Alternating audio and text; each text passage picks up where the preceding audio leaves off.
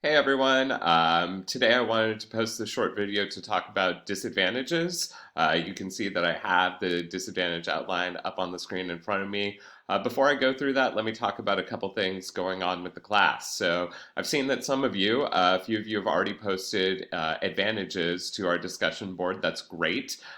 Please keep posting those. I would like to see from everyone one advantage and one disadvantage posted by the end of the day on Sunday, March 29th. So you still have a few more days to work on these advantages and disadvantages, but it's really important that we have those up there so that when we come back from spring break, we can talk about how refutation, how we refute both disadvantages and advantages. So the more examples we have, the better that we will do in coming up with refutation for those.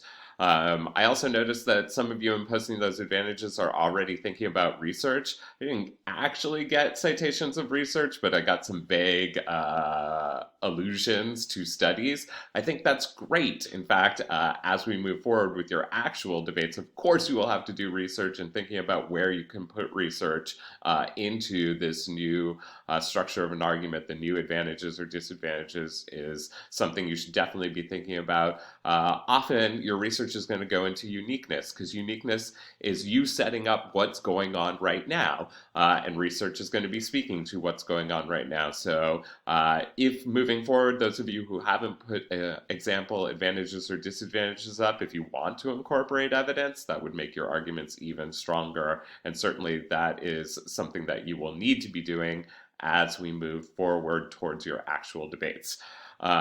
So again, make sure that you have posted one advantage on the advantage discussion board and one disadvantage on the disadvantage discussion board by the end of this week. And then go enjoy your spring break. We'll come back, we'll talk about refutation. Today, I want to briefly talk about disadvantages, and this actually shouldn't take too long because I've already talked to you in the previous two videos about advantages. And disadvantages are very similar to advantages in that they are structured the same way. The only difference is an advantage is an affirmative argument, a disadvantage is a negative argument. The advantage from the affirmative says, hey, things weren't so great, but the plan made a change, and now things are better because of the change the plan made. The disadvantage is a negative argument that's just going to say the opposite. It's going to say things were okay, then the affirmative made a change, and a bad thing happened as a result of it.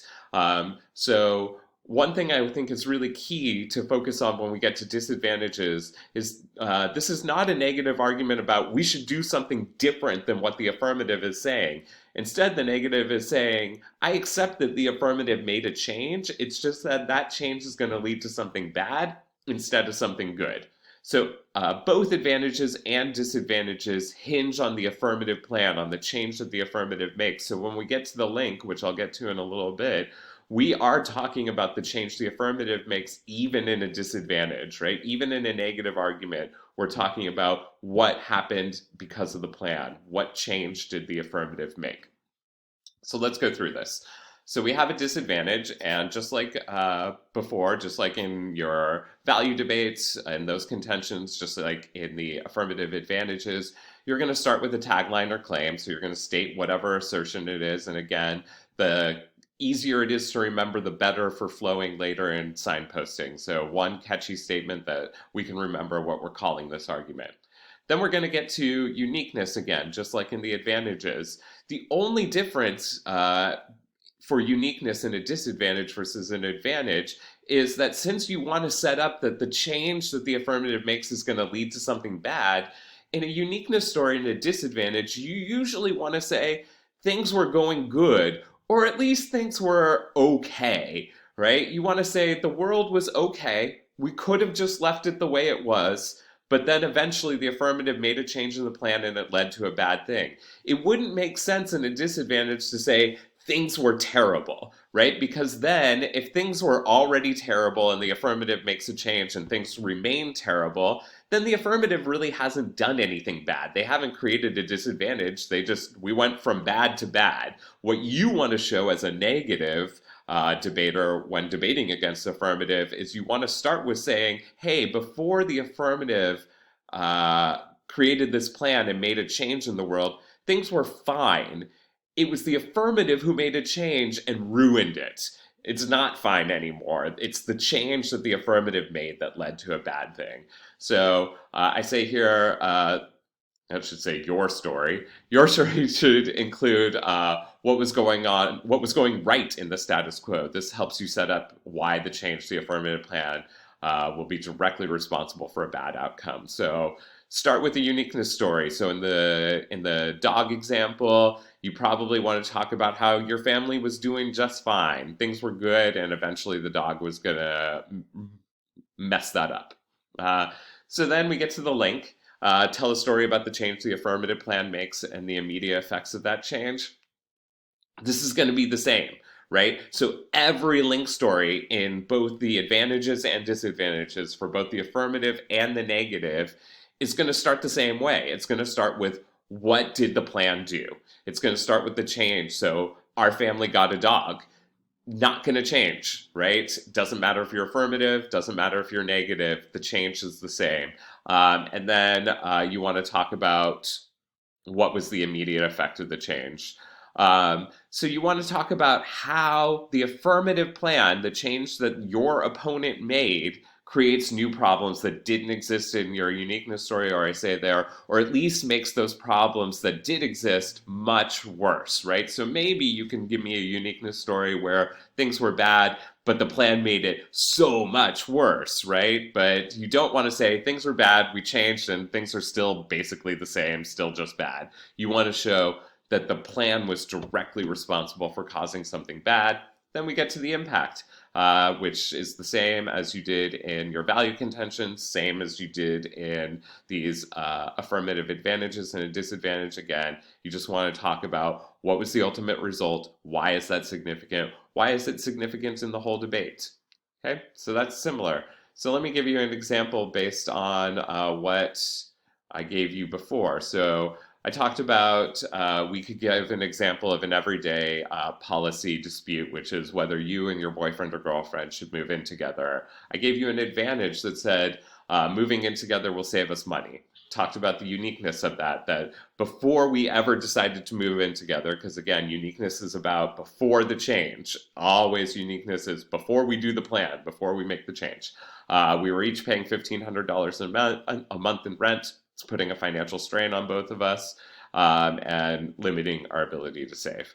So then the plan is we move in together, right? That's the change that the affirmative makes. And the immediate result is that we're going to save $1,500 a month. The impact of that is when we save money, not only do we save money, but because of that, we feel less anxiety and we get to spend money on other things. That makes us happier, right? Pretty straightforward. Before, we were spending too much money on rent. We moved in together. We saved money. Now we have money to spend on other things and don't feel as stressed about money. So that's kind of the rhythm, right? Before, we made a change. What was the result of that change? That rhythm is going to be similar in a disadvantage. So here's a disadvantage. Claim. We'll get into more and longer fights. So uniqueness, like, so before we ever moved in together, how were things before we ever did this change that the affirmative is proposing? So I say there that before we ever move in together, we would spend time with each other, and like any other couple, there were times when we would annoy each other. It didn't last too long because we would each go back to our own places, right? So if we were annoyed with each other, we took a break, we said, hey, maybe I'll see you in a day or two. And then after a day or two apart, we missed each other and forgot what we were annoyed about. So that's kind of how the relationship functions before we make the change. Then the affirmative plan says we move in together, so now we share space together all the time. And notice, again, the link is what the affirmative did. I'm not saying the negative has some other action that we propose, all just assuming we're going to do the affirmative plan, which is we move in together. So now we share space together all the time, which means that there's no time to miss each other, and small annoyances turn into fights. The ultimate impact of that is this puts a strain on our relationship, and we both have more anxiety and stress. So based on the affirmative plan, something bad happens. So in my uniqueness story, before we did the plan, again, things were okay. We were fine. Like, maybe we annoyed each other every once in a while, but the space made it better. Then the affirmative made a change. Now we don't have any space from each other, which means that we get into big old fights that give us both anxiety and stress. So that same rhythm in the disadvantage that existed in the advantage. Here's what happened before. Affirmative made a change. Here's why that's bad. Okay. So that's similar. So now I'm going to ask you to do the same thing with our dog proposition. So our family got a dog.